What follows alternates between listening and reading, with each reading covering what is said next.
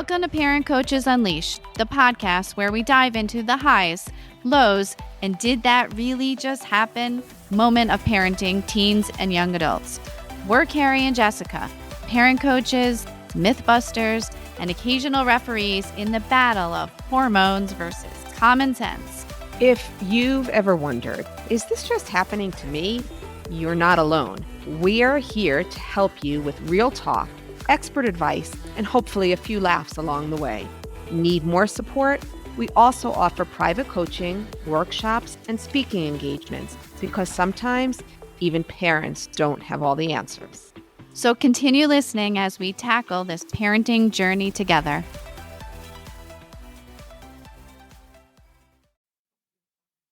Hi, everybody. Welcome to today's episode of Parent Coaches Unleashed. Hi, Carrie. Hi, Jess. I think all of our listeners are going to be excited to see that you are back in Florida. And I know that this has been a comment from our Instagram posts, but a lot of people are interested in how you're wearing your hair today. So they'll get to see that in the Instagram posts that are coming up. So I'm thinking of changing the color, so everyone might want to stay tuned. Oh, maybe that's something we could add. Just throw on wigs every once in a while. See Yes, well, Halloween is coming up, and that is true. That is true. I actually I will. Okay, that we'll look forward to that. We look forward to that. A couple of episodes ago, we had on Jane Kaufman, and Jane is raising a young adult who is on the spectrum. And she spoke to us all about raising a child who has autism. That episode generated so much positive feedback, and we felt that it was something we should delve deeper into for our listeners. On today's episode, we have Tracey and Sheba Abraham. They are school psychologists, and today we're going to talk about what happens after the diagnosis for both the children and for their families. So welcome, Laura. Welcome, Sheba. We're so happy to have you with us today.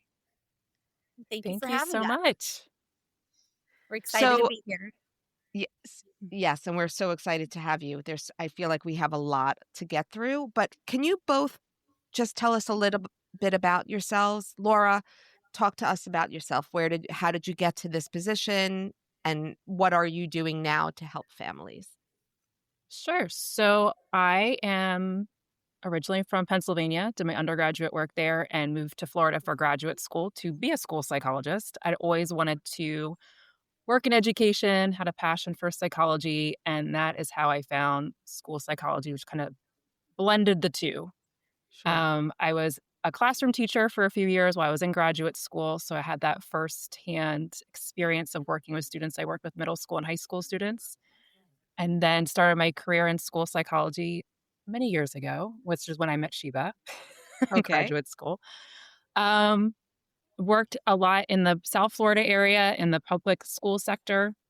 Have worked in private practice for the last few years as well. And throughout that journey have really found, as much as I love working with children and obviously helping families understand what's going on with their child and helping school become easier for them, which is kind of how I describe it to kids, I really have a passion for helping parents understand the background, helping parents understand what is the diagnosis, what are we talking about, but also navigating all the extras that come after that in terms of the supports the schools offer, because it's a whole new world, which I'm sure we'll talk about, but it is super confusing when you're on the educator side. So it's even more confusing when you're a parent. And that's kind of where part of our practice goes into helping that education and consultation for parents so they can be advocates for their children. So that's kind of my I have role to with imagine that getting a diagnosis of any kind, it's almost like learning a new language. There are so many different steps and services and new words alone that you never thought you needed to know before. And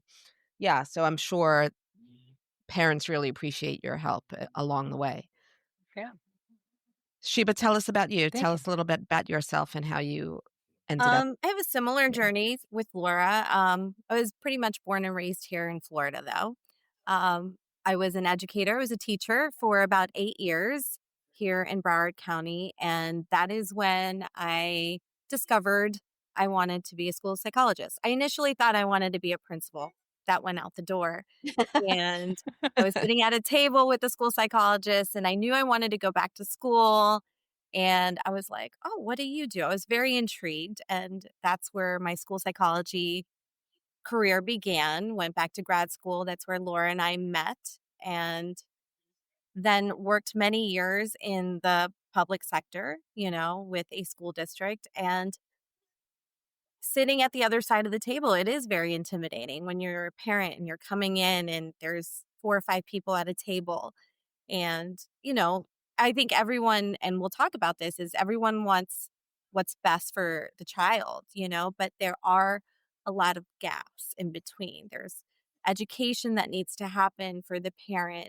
There's questions that they have, and so it's like I saw the need of, you want to bridge the gap, you want to make it more collaborative, and you want parents to understand that a diagnosis is not just a diagnosis. There's a lot more that comes with it. There's a lot of education and understanding that needs to happen. So, that's what we're hoping to get out of, you know, growing forward. And explain to us, what is Growing Forward? Growing Forward is our private practice. And it honestly started with a conversation. We had many conversations of what we wanted to do and what that would look like. And the name itself happened accidentally. We don't want to encompass just testing and evaluation. That's what we did in the district. I feel like we did a lot of that. And there's a lot of what we can do. We can step outside the box when you're not working for the school district. You can provide skill groups. You can give advice to parents. You can advocate for them. You can consult with them. There's so much that you can do, I feel. And then, not to knock the school district, but I feel like, we have one role, one job when we're there. And Well, it's you're hard. limited. It's almost We're like your very hands are limited. tied with some issues. Correct. We're very limited. So with our Growing Forward Collective, what we want to do is we want to bridge those gaps and make sure that we have all the services that we can offer you, or, if someone needs an OT, that we have that connection. If someone needs a speech language pathologist, that we have that connection, a nutritionist. So, because I think everything is tied together, no matter what we're looking at, regardless of diagnosis. I love the name. And I think it's a great name. yeah, Thank I you. think it really encompasses what you guys are trying to do. Thank you. the idea of growing forward is then to grow with our families as their children Yeah. move forward too. So they don't just come to us for an evaluation for that initial diagnosis. We grow with them as they move through their educational journey. So if we see them when they're in 4th grade, hopefully they work with us throughout high school, to get them ready, because we know what that process is like, and we grow forward with that family. Oh, that's great. I love that. Me too. Thank you. So when parents actually have the diagnosis, they've come to you to actually do the testing, right? You get to know the child before the diagnosis, but I'm sure it works both ways, that they could actually come to you after already having a diagnosis. Are you finding that families are relieved that they have something a little bit more concrete to explain maybe what's been going on? Or do you think that they're overwhelmed and way more confused? I think it's a little bit of I- both. Yeah, I was going to say the same. It's a little bit of both. In my experience, I feel like when parents reach out, especially in the private sector, they know there's something in their gut that's telling them it's not adding up. A lot of times we have first-time parents, they don't know, but they see their friends or family members. I always listen to them. I ask them questions, and then we go from there. I think once you figure out what it is, whether it's ADHD or having autism, the next step is what they really need help in. I've been seeing a lot of my clients that are really young, and I really believe in early intervention. I think that's key. I'm a firm believer in early intervention as well. Firm believer. And once you have that, now what do you do? Where is it that you go? Where do you get your services from? Do you want to, you can get it from a school district. Parents are seeking private help. They're seeking private practitioners to get that. They're going to smaller settings, smaller schools, because they think that would be a better fit. It's making those connections and seeing what fits best for them. Are you providing any guidance or assistance in what next steps they take? We recommend going back to your school and providing this Absolutely. information and asking for ABC. Or we can do this part for you. So I don't know, maybe to answer the question, is there an example? Well, obviously we don't need to know names and ages, but like, could you give us an example to help us Right. understand from Take a us through the parent steps. perspective? Someone comes to you, or you have just diagnosed someone with a specific diagnosis. What's the For next sure. step? I think the next step um, from there is when we sit with parents, we're going through our evaluation and answering all those questions. And our evaluations come with a list of recommendations that talk about really whatever those next steps are. So definitely includes recommendations that parents can do at home to show for like that learning profile or behavior, but it's also including, Okay. the next steps for the school. Carrie, you said ADHD. A child with Mhm. ADHD might have a hard time focusing or they might be hyperactive. Well, we might have specific recommendations that relate to a classroom setting that we could say, okay, now that we've diagnosed this or we're addressing this, here's what you need to take to the school. And we'll walk you through that process of who to talk to at the school. It might be a classroom teacher. In South Florida, they had people at the school called 504 coordinators, if we're looking at 504s, which is through the Americans with Disabilities Act, which might offer accommodations. But if a child needs specialized education services, that might be reaching out to an ESC or exceptional student education or special education specialist at the school that can actually then start the process if they need specialized services at school. And we can help them through that as well. But those would be those first steps within the school that we would recommend if they need additional services in the educational setting. If they Do you need guys things at the act school. as I'm sorry, Oh, no, go do you ahead. guys do you guys act as parent advocates as well if parents would like you to come to the school district to their meetings with them? Is that a service you provide as well? Yes, we do. Absolutely. Okay. Okay, Yeah. so now And they have I this and I'm sorry, go ahead. because that's part of that educational and consultation piece that I really think that parents need with that next step. What's the hurdle that from the recommendations that we're offering in an evaluation? Well, okay, I have this, but then what do I do in a school? And that's that first step. Some parents are great with just saying, just tell me what I need to do and I can go forward. Some parents are like, can you come with me or can you Mhm. interpret these documents? And absolutely, because that's hard. We're saying at the beginning of the conversation, it's a whole new world. It's all new language. There's laws Mhm. that dictate it. And so it gets very confusing very quickly. And I've told parents I'm a translator for you. I can interpret what the school is saying and put it into words that you understand. And I it like helps that. alleviate stress on the family side. When you present this diagnosis after your testing and your finding, are there times when you have to assemble a team for this family? Like, do you need to get other doctors involved or other therapists, such as an OT or a PT, or do you recommend a team for your clients as well? Yes, when you're working with them, I think with all the years and experience, the seasoned psychs that we are, you kind of see we're not experts in speech and language or OT, but you start seeing their behaviors. Like I recently worked with a 3-year-old and I'm on the floor with him doing the work, getting what I need to get. But at the same time, I'm noticing that he has trouble how he grasps a pencil and how he's holding it and just the speech. So those recommendations follow as well. Mom, I think you need to follow up with an OT. I think you need to follow up with the PT. If they have someone, that's great. If not, making that connection of finding somebody that they can trust to go ahead and start those evaluations and treatment as well. All right. So, who is the first point of contact a parent should make if they're starting to see behaviors at home or notice that their child may be struggling at school? Your teacher. I was Your going to say the teacher is your classroom first line teacher. of teacher is the first line of defense because they are the ones that are with your child the longest throughout the day, minus Mhm. them coming home. Sometimes teachers, they're equipped to deal with all sorts of behaviors. Usually I mean, no news is good news, but sometimes they know how to handle certain behaviors. So they're providing those accommodations anyway, but you might not know. So if you find that struggle at home and you talk to your teacher and they can very well say, yeah, I give them this kind of break, a movement break. I give them extra time on their test. Those are just things that they're naturally doing. But it'd be great if a parent also knew, because at the home end, they're doing that as well. And they're not noticing, or they're not aware that that's also an issue in the classroom.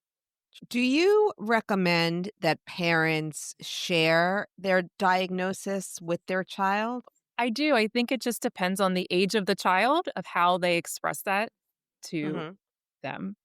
Younger children are going to be more concrete in terms of how they understand, whereas an older child you might be able to have like a full, conversation. Oh, you've been diagnosed with ADHD. We're using that as the example. For a younger child, it might be in such a way like, oh, well, you know how you have a really hard time doing homework at home or paying attention? Well, it's because of This is why. ADHD, but Right. then you can Mhm. go into, and this is what we're going to try to help you.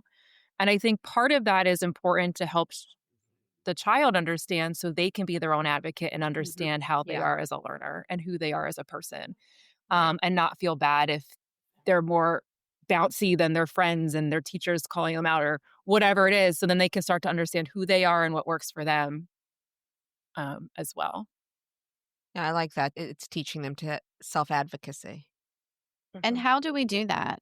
Is that something that, as school psychologists and part of your practice, that you help older children self advocate and build those skills? Or is that something that you would help coach the parents to then coach and teach their own children to advocate for themselves? I think it's I think both. it's all of the above. Again, it's both. I think Should I just say A, B, C, D, and then we're always going to go to All of D? all the the above. above. All of the I think above. there's Yeah, I think there's some parents who it's like anything, right? It's like some parents are really great at maybe advocating and teaching their kids because maybe they struggled with similar things. So they've learned tools that they can teach their children. There's going to be some families that we said earlier might be overwhelmed and it's just one more thing and we're trying to figure it out. So they might need help from one of us or another professional to help teach those skills because they've run out of tools in their toolbox and we can offer them other tools. Mhm. Um, but I think it starts at home and then you can bring in the professionals to support to bring those different ideas. But younger kids, we're going to be wanting to model and maybe role play how to do things. Like if we're trying to teach a child that they need to sit closer to the board, let's Mhm. say, how do we ask the teacher that? We might Mhm. assume they know, but we might actually have to teach the skill. I need to raise my hand or go and remind the teacher, can I please sit up in the front? And what does that look like so that the child feels successful when they do that at school? Whereas if it's a high schooler, it could just be like, hey, sweetie, you need to make sure you tell your teacher you need to sit up in the front. Oh, okay, right. So it's just how you teach that skill is going to depend on the age, but then also having the tools from others to help them. Huh. I feel like And if parents you are so overwhelmed these days. And there's so much. There's so much that you're contending with, Mhm. social media, friends, community, trying to keep up with the Joneses. There's a lot. And sometimes they just need someone to listen to validate what they're seeing with their child as well. And like Laura said, it's like what else is in their toolbox? Maybe they've gone through everything. They just need another perspective. Typically, when I work with a child for skill building, it's going through that with the child, teaching them, and then recapping with the parent what they can Mhm. also do as well with their child, Hmm. like incorporating it as a family. It's not just a singleton. We're not just focusing on one person. Let's kind of incorporate it as a family. Mom, you come into it. Sister, you join. Dad, join. Like, let's make it a progressive thing and let's all work on it together. Let's not single anyone out because, modeling is the best thing that you can do for your child. Do families come to you at your office, or do you go and work with them at their home or a mutually agreed upon site? A, B, C, D, all of the. I think we offer all the services, we can meet wherever. I think sometimes when it's in their home setting, they're much more comfortable and then you can use that setting to kind of work with whatever your skill building is, whatever your plan is, kind of really hone in on what it is that they need. Is it the ability to clean up your room when you're asked? Is it looking at a schedule and following that schedule? Going outside and taking a break, what does that look like for them? Is there ever a situation where you feel medication is a great recommendation for a child, or are you not allowed to recommend that? And what do you do if you meet resistance from a parent on that? So we are not medical doctors. So we are not ability to prescribe medication. Right. I have had that question by parents. Well, should I medicate my child? And so my response is I have seen that where it's really successful, and I've seen others, and people have personal opinions on that. So then my recommendation is take our evaluation, take our recommendations, and speak to your pediatrician because they're the experts in prescribing because they know all the medical background behind that. I have told parents that your pediatrician might offer you certain recommendations, but it's still just like anything else, do your own homework to make sure it's the right choice for you. And then with that being said, some parents, I've seen some children who have done wonderful and it's worked, and some children it's not. But again, that goes back to the medical side. That's not our wheelhouse, but it is a tool in a toolbox that can be used just to refer back to the expert on that, which is the doctor. I'm curious because I imagine that at the stage when parents are coming to you, they're completely overwhelmed by Sheba, everything that you mentioned, but then you add a new diagnosis for their child on top of that. How do you help them manage those feelings of being overwhelmed? Are there support groups or books that you would recommend, or what support for the actual families and parents? I feel like especially these days, you can find anything online. You can go on Instagram. There's an expert for everything. What I typically tell parents, it's okay. You got to take it one day at a time. And every child is unique. So one child with ADHD doesn't look like another child with ADHD, and same thing with autism. So it is a spectrum. You're looking at various types of behaviors, and it's really taking one day at a time. And what is it that you need? Because parents do come to us stressed and like, my morning was crazy. And then I had all this going on. And then you look at their child and their day has also started like that. So it's also kind of like, there's plenty of books. I feel like just being a parent myself, there's so many parenting books out there that teach you everything, but there's never that one book that is about your life and what you're going through at that time, right? We give them the resources, we give them the recommendations, but I wish you can just give them a prescription and everything gets better, but it's really trial and error for parents to see what works for them and what doesn't work for them. Right. It's not one size fits all.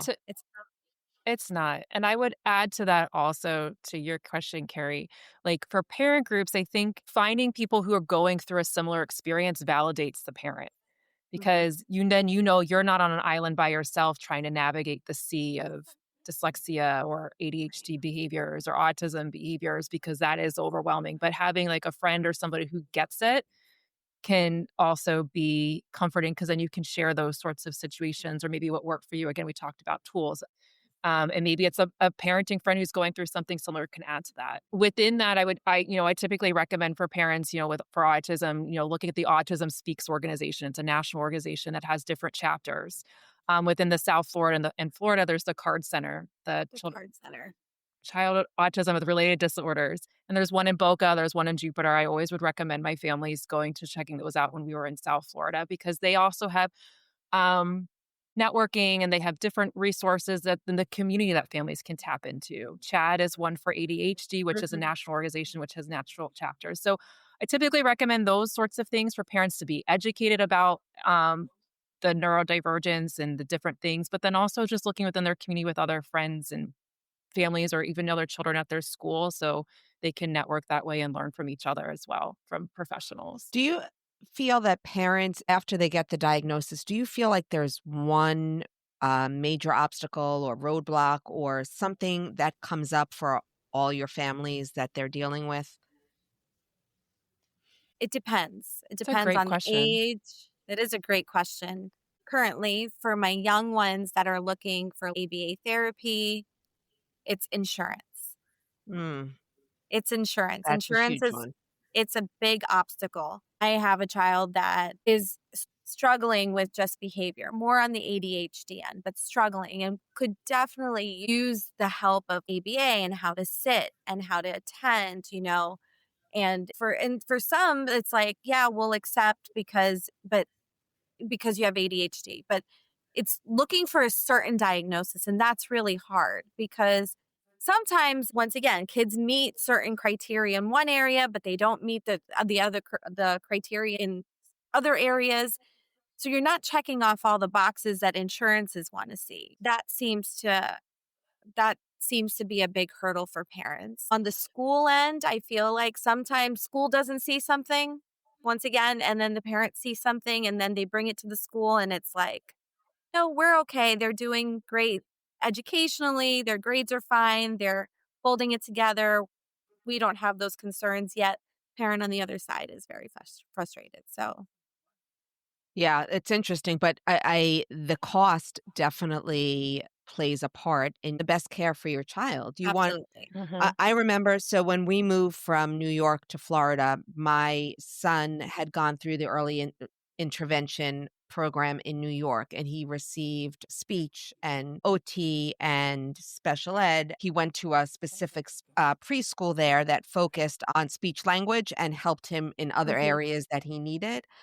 We moved here, he was starting kindergarten, and our school district took one look at his scores and they said, he's not going to receive any services here. He's scoring too high on all these things. And I went out and had to hire all private specialists for him because they were not be Mhm. provided through the school, and insurance wouldn't cover any of them as well because of the scores that he had and because he no longer had an official diagnosis.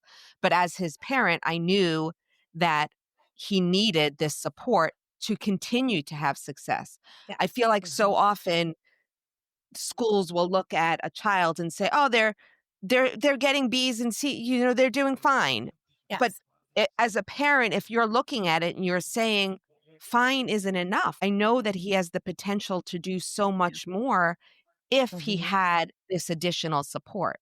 Right. And that is often not the lens that a school looks through.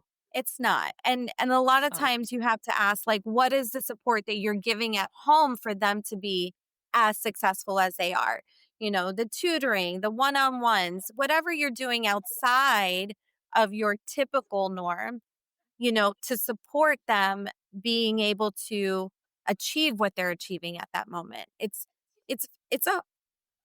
It's a battle. It's hard. Yeah, That's why we've stepped outside and we want to bridge that gap. What is it that we're looking at? Right. Because when you think about it, like most things in the United States, right? It's if parents who can afford private care, their children are getting different levels of support Yes. than families who can't and Mhm. either have to rely on what the school provides or what services the county that they can get for free.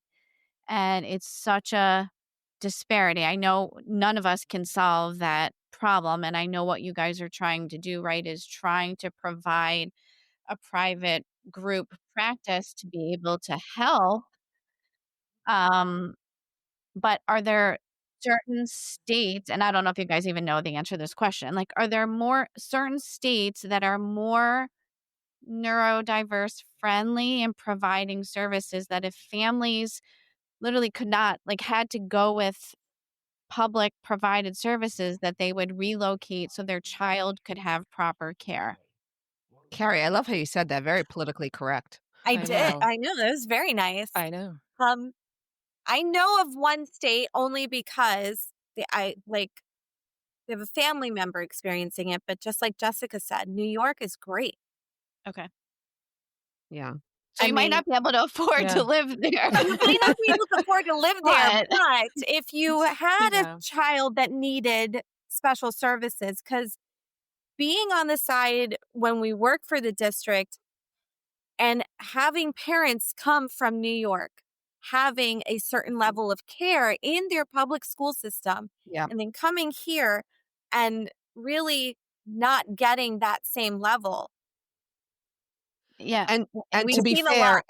in New York, depending where you live, like you have New York City, which falls under one category of education, but a lot of the suburbs, they're on their own they have their own separate school systems. So Yes. each Mhm. school district would have different services that they Their provide. districts are smaller, so it's Yeah. more Mhm. manageable. And Yes. right. And that makes a difference too.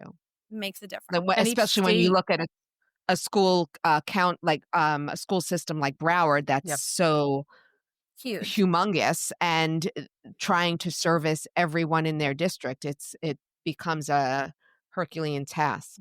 It does. Yeah, that's what I was going to add, was that I'm from Pennsylvania originally, and our districts, like our New York, they're 10, 12, maybe 20 schools are based on the town.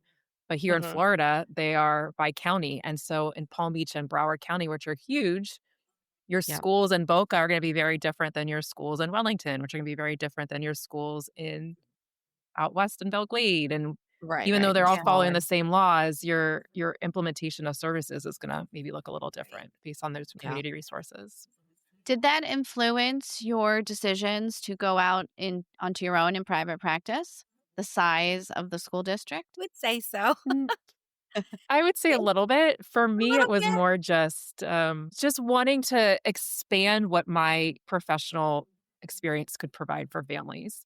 You know, it's great working in a school and being able to be that first line of defense for a child and working with a team in that way. But for me, it was seeing um, that everything I would be able to do outside of testing, I didn't have time for, because the demands of the role that I was wearing there was limited. We had other expectations, and we had lots of evaluations to complete. So I love teaching mindfulness. I love helping parents. And those are all wonderful things that we had the experience to do. We just didn't have the time to do it. Right. Yeah. For me, it was more like I got to a point where it's like I am not the problem nor the solution. At one point in your career, when you just feel like this is all I'm doing, it just becomes so Mhm. monotonous. I knew that, like, I loved what I did, what I was trained to do, but I'm just not an evaluating machine. That's not what I want to be. I want to be something more. I want to tell parents what's out there, what they can get for their child, what's reasonable, what's realistic for them, what's right. And I wanted to be able to step outside that. And I want to reach families. I want to get them early. I want to get them help early. Where is it that we need to bridge the gap? Where is it that we need to help the child? Because, like I said, early intervention is key. The earlier you intervene, I think the more successful you are. Sure. And that child will end up being. I think both of you have really great reasons behind your decision to leave the school district. And I commend you for really wanting to help families. For both of you, if you could give parents one piece of advice on this journey, what do you think it would be? Trust your gut. Trust your gut. I think, I mean, as parents, you know your child the best, right? If there is an inner voice in you saying something's not right, Mhm. something's not clicking, regardless of what it is, follow that voice. Find the help that you need. Reach out to people, talk to people, because you don't realize the connections you have just within your friends. Sure. You know, and be like, oh, I know somebody that can help you. So I'm really big on trusting your gut. Okay. Laura, what about you? Mine, it's kind of twofer, but it's take care of yourself first, because that old, you need to put your oxygen mask on before anyone else. And you got it. Like, you know your child better than anybody else, like Sheba said. And so following that, so making sure that you're taking care of yourself so you can take care of your child, and just know that you're capable of doing it. Because I feel I've had parents who've called and said, I'm struggling. Well, you can do it. You just need to keep believing in yourself. Well, yeah, and I'm sure that's where your support also comes in handy, giving the parents the tools to believe in themselves and their ability to get through what can seem like an overwhelming, daunting task. Yeah. What's next for you guys? Oh. And how would our listeners reach you? I know there's some exciting things on the Horizon. in your plans on your horizon, but not everybody else does. So please share. So Well, to reach us specifically, they can reach out to us at connect@growingforwardcollective.com. And that Okay, is we'll put that our in our show notes. Sheba. and we are in development of having our very own podcast. Well, that's amazing. What will the podcast be about? What is your theme? Really diving deeper into a lot of things that we've kind of just sprinkled on in our conversation, being Okay. able to go into more conversations and discussions about school psychology, education, anything related to children, but then also being able to have conversations about helping children grow forward themselves. Will that be the name of the podcast as well, Growing Forward? It's going to be Salty Sykes. Which I like that. How to It grow stands how for to grow forward with Salty Sykes. Salty Sykes. It's Sheba Abraham, Laura Tracey. It's where Oh, salty it's comes from. okay. But Okay, we want to awesome.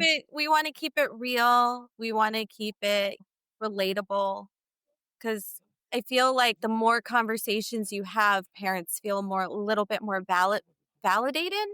Because Yeah. what happens is, once parents feel like, I think it's very isolating. It's like they feel like they're the only ones going through this. Yeah, And just in general, parenting in general, you guys know, like, Yeah, for if you don't sure. talk about it, you don't know that it's a real thing. You just kind of isolate yourself and you don't know where to go. So we want to just put it all out there. Like, it's okay. I love that. Well, we wish you ladies the best of luck on all of your future endeavors. And I think will be a great resource for so many parents out there. We'll definitely put your information. And thank you so much for being with us today. We really appreciate you coming on. Thank you again Thank for you having us. guys for having us. Thank you. Absolutely. And to our listeners, thank you as always for following along. Check us out on Instagram and check out my latest hairstyles and wigs I might be wearing for Halloween. And as always, if you need to reach us, you can send an email to info@parentcoachesunleashed.com. And please, if you have a friend or another parent you know that could benefit from this episode, please share it with them. And thank you. We appreciate you listening. Have a Thanks good for day. being with us today.